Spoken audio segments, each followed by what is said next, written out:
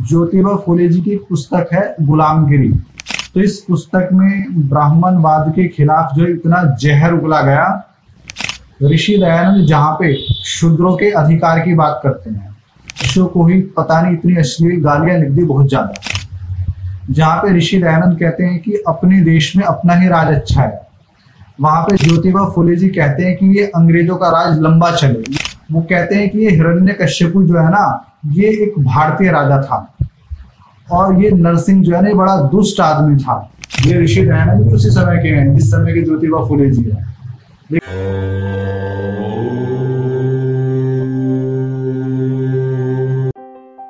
स्वागत है आप सभी का गीता शतकम की इस कक्षा के अंदर। गीता शतकम की इससे पहले हम लोग जो है 12 कक्षा ले चुके हैं। आज ये 13वीं कक्षा है और इस कक्षा का जो विषय है वो पहले से चला आ रहा है। गीता के ही अंदर जो है अर्जुन ने श्री कृष्ण से एक प्रश्न पूछा था। वो प्रश्न था किम तद ब्रह्म, यानी वो परमात्मा क्या है, ब्रह्म क्या है। तो उसी की व्याख्या हमने पीछे के 2 श्लोकों में भी की थी, और आज जो हम आगे के 3 से 4 श्लोक लेंगे उनमें भी उसी की ही बात करी हुई है। तो ये जो श्लोक मैं इस समय ले रहा हूं, ये गीता के 8वें अध्याय का जो है 22वां श्लोक है। यदि मूल गीता के अंदर आप देखोगे तो ये 8वें अध्याय का 22वां श्लोक है, और यदि गीता शतम की बात करूं तो वहां 55वां श्लोक है।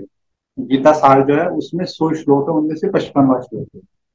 तो बड़ा ही महत्वपूर्ण श्लोक है। इसके संबंध में मैं और भी कई सारी जानकारी आपको दूंगा। तो इस श्लोक में कहते हैं कि पुरुषः स परः पार्थ भक्त्या लभ्यस्तु अनन्यया यस्य अंतः स्थानि भूतानि येन सर्वमिदं ततम्। देखो, इसके अंदर जो शब्द हैं वो बहुत ही साधारण है। आप लोग ध्यान से सुनोगे तो भी आपको समझ में आ जाएगा। जैसे कहते हैं कि पुरुषः स परः पार्थ, यानी पार्थ पार्थ अर्जुन के लिए प्रयोग करा गया है। और आप सभी लोग जानते हो कि अर्जुन को पार्थ क्यों कहते हैं। हाँ अर्जुन जी। की जो माता है कुंती, उन्हीं का एक नाम है पृथा। तो पृथा पुत्र होने के कारण ही अर्जुन को पार्थ कहा जाता है। अब जी। पार्थ को जो है उपदेश दे रहे हैं श्री कृष्ण, और वो कहते हैं कि स यानी वह कौन, ब्रह्म जिसकी बात चल रही है। तो कहते हैं कि वह कैसा है, तो कहते हैं कि परह पुरुषः। परह का अर्थ होता है परम, और पुरुष का अर्थ होता है पुरुष, यानी परमात्मा क्या है, परम पुरुष है। ये पहला विशेषण जो है प्रयोग करा गया है परमात्मा के लिए। तो पुरुषः स परः पार्थ, यानी परमात्मा परम पुरुष है। अब पुरुष तो हम और आप भी हैं, लेकिन परमात्मा को परम पुरुष को कहा गया है। तो इसको समझने के लिए सबसे पहले तो हमें ये समझना होगा कि पुरुष आखिर कहते किसको हैं। तो पुरुष का अर्थ होता है जो पुरी के अंदर शयन करने वाला हो। तो ये जो हमारा शरीर है इसको भी पुरी कहा जाता है, और जो ये सारा संसार है इसको भी पुरी कहा जाता है। अब शरीर के अंदर शयन करती है जीवात्मा, इसलिए इसको पुरुष कहते हैं। और संसार के अंदर शयन कर रहा है परमात्मा, इसलिए उसको भी पुरुष कहते हैं। लेकिन एक परमात्मा सारे संसार के अंदर शयन कर रहा है, इसलिए वो क्या है, परम पुरुष। और यहाँ पर सबके शरीरों में अलग अलग जीवात्माएं हैं। तो परम अर्थात जो सबसे ऊपर है, सबसे बड़ा है। तो इस श्लोक में परमात्मा के लिए कहा गया है कि पुरुषः स परः पार्थ, यानी परमात्मा जो है परम पुरुष है। अगला प्रश्न है कि वो किस तरीके से प्राप्त करा जाएगा। तो लिखते हैं कि भक्त्या लभ्यः तु अनन्यया, यानी परमात्मा की प्राप्ति का साधन है भक्ति। परमात्मा भक्ति के द्वारा प्राप्त करा जाएगा। और कैसी भक्ति, तो लिखते हैं अनन्य। अनन्य अर्थात अचल भक्ति के द्वारा, यानी ऐसी भक्ति जो जिसमें भक्त जो है जरा सा भी डगमगाता नहीं।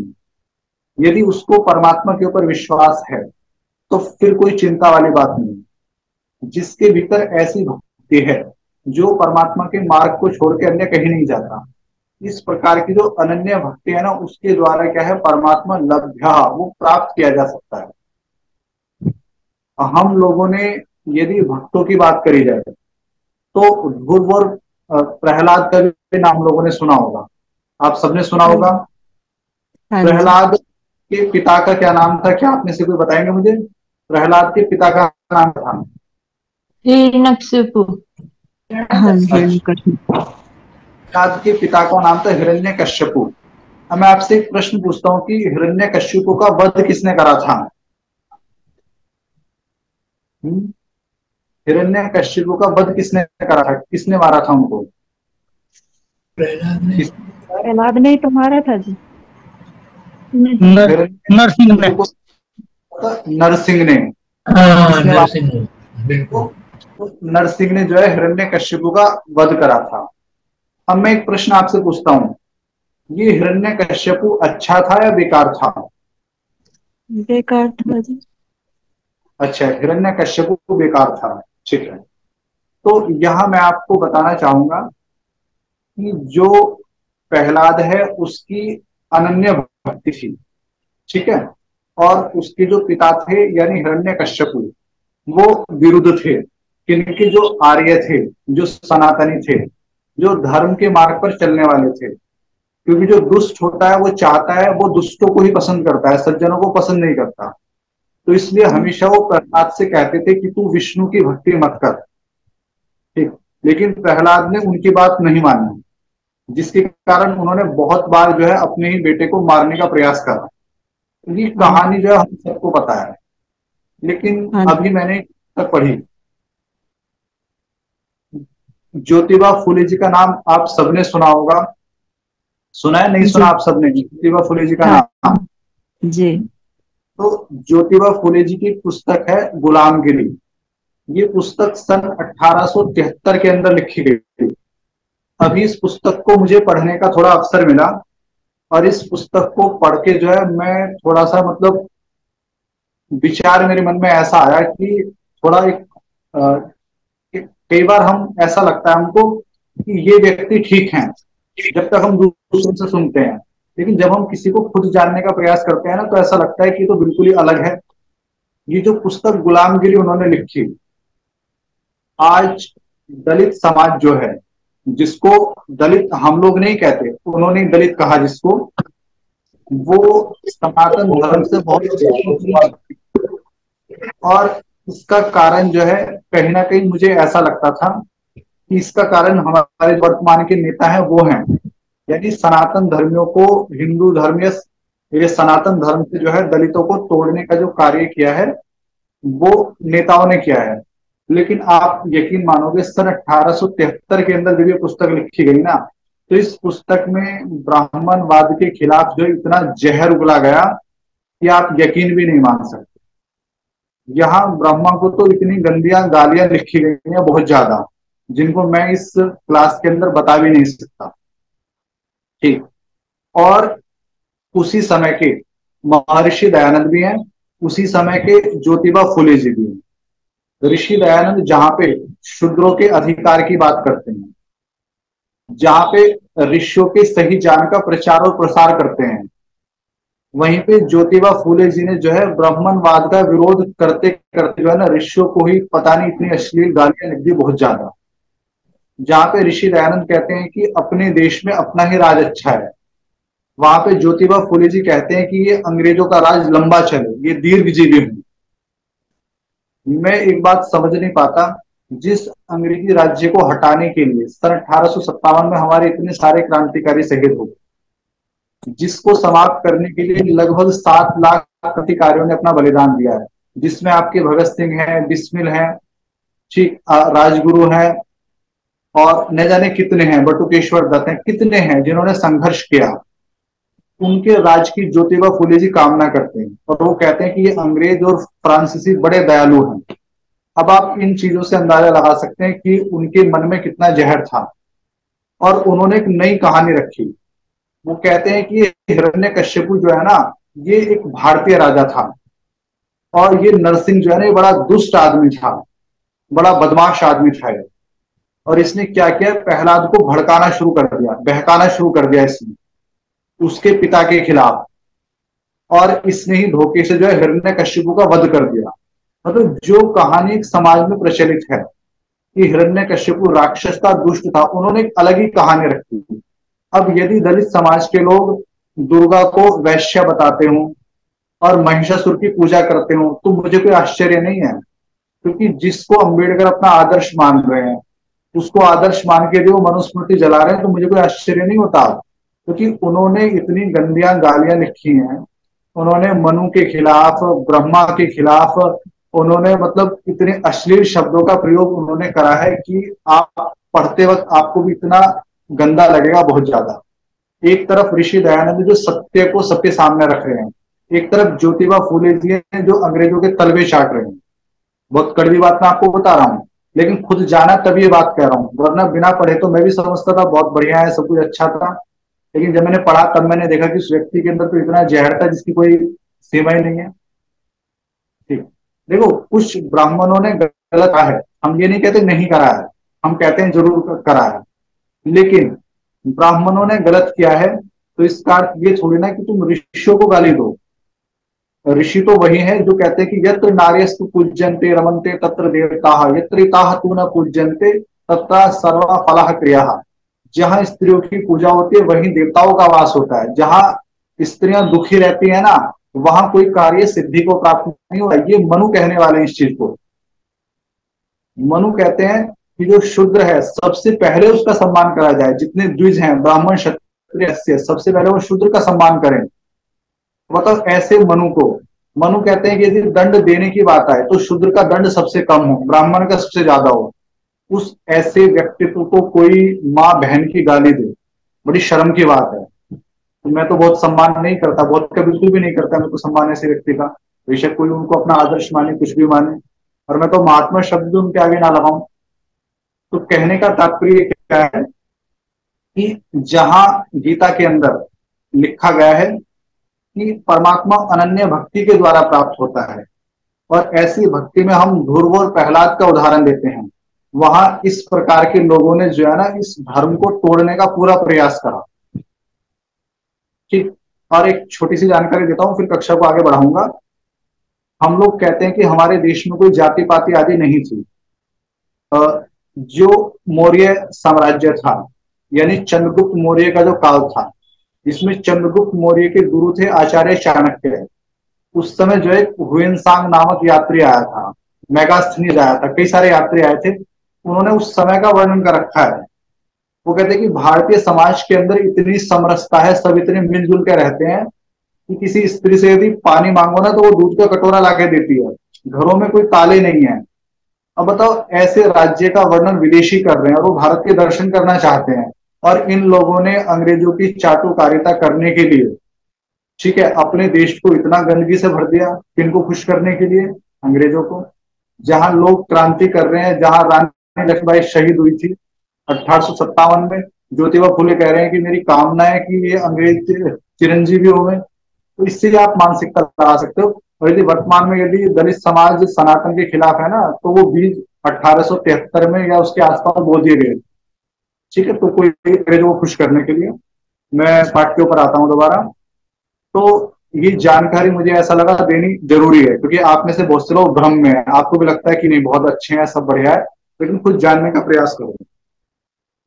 तो यहाँ पे क्या कहा गया है कि परमात्मा क्या है? परम पुरुष है, और ऐसा परमात्मा जो है अनन्य भक्ति के द्वारा प्राप्त होता है। यदि परमात्मा को प्राप्त करना है तो आपको अनन्य भक्ति की आवश्यकता होगी। और लिखते हैं कि यस्य अंतः स्थानि भूतानि येन सर्वमिदं ततम्, यानी यस्य अंतः स्थानि, जिसके भीतर, भूतानि, ये सारा संसार है, यानी सारा संसार कहाँ है? परमात्मा के भीतर है। और येन सर्वमिदं ततम्, और जिसके द्वारा जो है ये सारा संसार जो है व्याप्त है। ये जिस परमात्मा से सारा संसार व्याप्त है। कहने का अर्थ क्या है? परमात्मा परम पुरुष है, परमात्मा अनन्य भक्ति के द्वारा प्राप्त होता है। भक्ति का अर्थ क्या है? परमात्मा के अनुकूल जीना। भक्ति का अर्थ ये नहीं है कि धूप बत्ती लगाना उसके आगे, अगरबत्ती लगा देना उसके आगे। यदि हम कहते हैं कि श्रवण कुमार जो था एक माता पिता का भक्त था, तो वहां माता पिता के भक्त करता था कि वो उनकी सेवा करता था। ठीक है, तो इसी प्रकार परमात्मा की आप सेवा नहीं कर सकते, आप परमात्मा का सेवन कर सकते हो, अर्थात परमात्मा के अनुकूल आप चल सकते हो, यही परमात्मा की भक्ति है। तो जो परमात्मा के अनुकूल चलने वाला है और दृढ़ तरीके से, उसी के लिए क्या कहा है कि वो परमात्मा को प्राप्त कर जाता है। और आगे का कहा है कि परमात्मा के भीतर ही सारा संसार व्याप्त है, परमात्मा से ही सारा संसार व्याप्त है, परमात्मा ही क्या है इसको बनाने वाला है। आगे जो है अगला श्लोक ये परमात्मा के संबंध में करा गया है, क्योंकि प्रश्न क्या था कि किम तद ब्रह्म, परमात्मा क्या है, तो उसको उत्तर ही दे रहे हैं। और जो गीता सार के अंदर जो अगला श्लोक है ये 13वें अध्याय का 14वां श्लोक, लिखते हैं कि बहुत सुंदर श्लोक है, बिल्कुल आसान। सर्वतः पाणिपादम तत् सर्वतो अक्षि शिरोमुखम सर्वतः श्रुति मन लोके सर्वम आवृत्य तिष्ठति। बिल्कुल ये जो श्लोक है ना, ठीक ऐसा ही श्लोक आपको जो है श्वेतास्वर उपनिषद के अंदर भी आता है। अजू सत्यार्थ प्रकाश पढ़ोगे 7वां समुल्लास, बहुत ही प्यारा समुल्लास है। तो 7वें समुल्लास में ऋषि दयानंद जो है श्वेतास्वर उपनिषद के श्लोक देते हैं, मंत्र देते हैं। वो है कि अपाणिपादो जवनो गृहीता पश्यति अचक्षुः स शृणोति अकर्णः सवेत्ति विश्वम न च तस्य अस्ति वेत्ता तमाहुः अग्र्यम पुरुषम पुराणम। ये श्लोक देते हैं स्वामी दयानंद सरस्वती। पहले गीता वाला श्लोक देखते हैं, वो लिखते हैं कि सर्वतः पाणि पादम, पाणी का अर्थ होता है हाथ और पादम का अर्थ होता है पैर, यानी ये जो परमात्मा है इसके हाथ और पैर सर्वतः सब जगह है। फिर कहते हैं कि तत् सर्वतः अक्षि, अक्षि कहते हैं आंख, शिरः सिर और मुखम मुंह, यानी उसी परमात्मा के आंख, उसी परमात्मा का सिर, उसी परमात्मा का मुख सब तरफ है। सर्वतः श्रुति मन लोके, श्रुति मन अर्थात उसके कान, उसके कान क्या है हर जगह है। लोके सर्वम आवृत्य तिष्ठति, और ये सारा संसार ही जो है परमात्मा से आवृत है, यानी ढका हुआ है। अब देखो यहाँ क्या कहा गया कि सारे सब तरफ क्या है परमात्मा की क्या है, पानी और पाद है, यानी उसके हाथ और पैर हैं। ठीक, अब जब इस प्रकार के वाक्य का प्रयोग करा जाए तो ज्योतिबा फुले जी क्या कहेंगे कि देखो कैसी बात लिख रहे हैं, उस परमात्मा के कितने हाथ पैर हैं, वो इस प्रकार की भाषा का प्रयोग करेंगे। वेदों के अंदर जब पुरुष सूक्त आता है तो पुरुष सूक्त में क्या आते हैं कि ब्राह्मण क्षत्रिय वैश्य और शूद्र सभी परमात्मा से उत्पन्न हो जाए। तो यहाँ इसका अर्थ क्या है कि यहाँ जो है, और मनु ने इसी का आधार लेके क्या किया था, जो कर्म की व्यवस्था बनाई थी, गुणों और कर्म के अनुसार उन्होंने समाज को 4 भागों में बांटा। अब ज्योतिबा फुले जी अपनी पुस्तक के अंदर क्या लिखते हैं कि मुंह से ब्राह्मण कैसे पैदा हो जाएगा,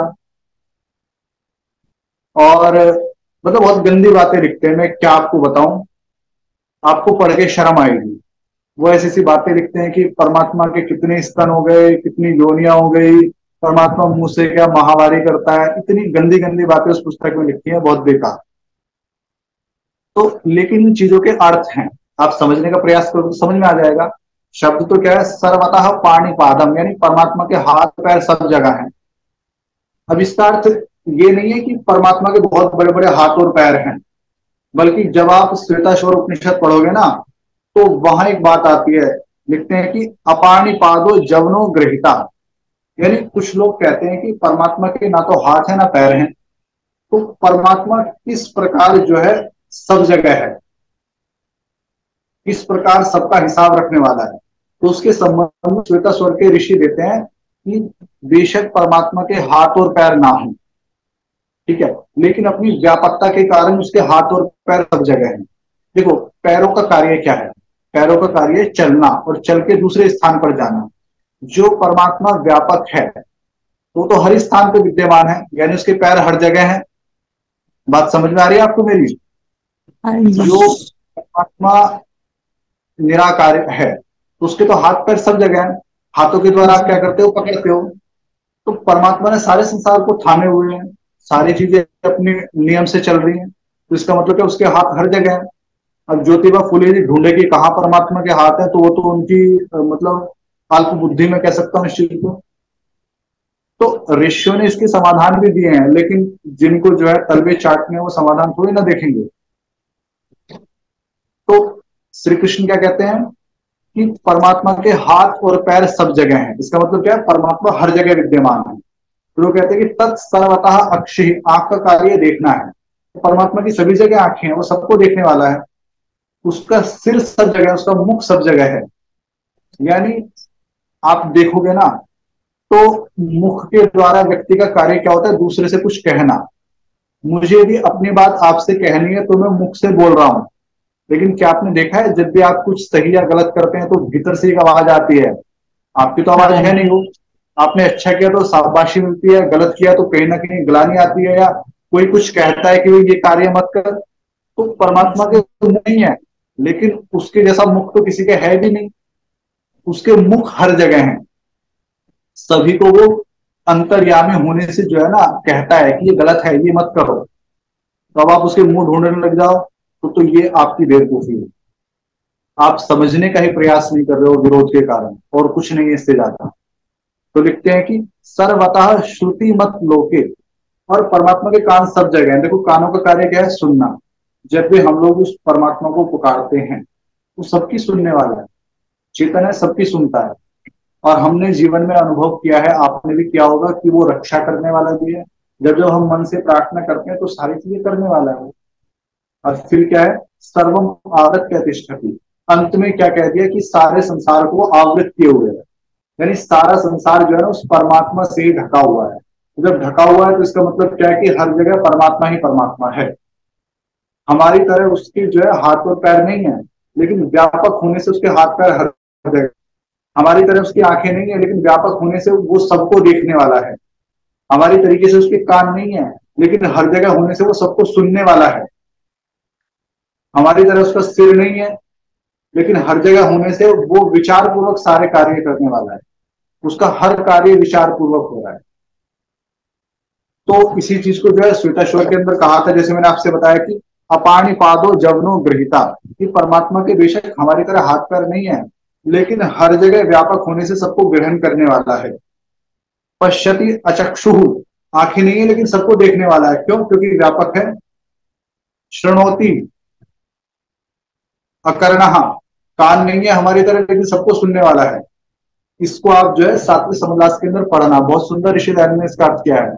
ये ऋषि दयानंद भी उसी समय के हैं जिस समय की ज्योतिबा फुले जी है, लेकिन एक की सोच क्या है और एक की सोच क्या है, दोनों में अंतर है, जमीन आसमान का अंतर। ठीक, तो ये दूसरा गीता का श्लोक आपको समझ में आ गया जो मैंने आपको बताया अभी? क्लियर हो गया है? आ गया समझ में? उसके बाद में जो है ना अगला श्लोक आता है। अगले श्लोक में आता है कि सर्वेन्द्रिया गुणाभासम सर्वेन्द्रिया विवर्जितम असक्तम सर्वभृच्चैव निर्गुणम गुणभोक्तृच, यानी सर्वेन्द्रिया गुणाभासम। देखो हमारी इंद्रियां हैं, और ये जितनी भी हमारी इंद्रियां हैं इनके भीतर जो ताकत है, यानी ये नेत्र है, इनके भीतर जो दृष्टि है, देखने की जो ताकत है, कानों के भीतर जो सुनने की ताकत है, त्वचा के भीतर जो स्पर्श करने की ताकत है, इन सभी को प्रकट करने वाला परमात्मा ही है। इसलिए कहा गया कि सर्व इंद्रिया गुणाभासम, यानी सभी इंद्रियों को प्रकट करने वाला जो है उनकी ताकत को परमात्मा ही है। तो लिखते हैं कि सर्व इंद्रिया विवर्जितम, और सबसे बड़ी बात क्या है, परमात्मा इन इंद्रियों से अलग है। यानी इन इंद्रियों का जो गुण है वो परमात्मा के द्वारा ही दिया हुआ है, लेकिन परमात्मा के भीतर स्वयं कोई इंद्रिया नहीं है, लेकिन निराकार है। तो लिखते कि असक्तम, उसके भीतर किसी के प्रति कोई आसक्ति भी नहीं है, लेकिन सर्वभृत चैव, लेकिन फिर भी सारे संसार का पालन करने वाला है। उसके लिए कोई ऐसा नहीं है कि कोई बहुत पराया है, कोई अपना है। हाँ, धार्मिकों को आगे बढ़ाने वाला है, किसी के साथ कोई विशेष उसका मतलब संबंध नहीं है। जो उसके अनुकूल है, धर्म का आचरण करने वाला है, उसको परमात्मा प्रेम करने वाला है। जो धर्म के पथ पर नहीं चलने वाला, जो दुष्ट है, उसको परमात्मा दंड देने वाला है। कोई ये नहीं है कि मतलब कोई विशेष राग है किसी से या किससे विशेष द्वेष है।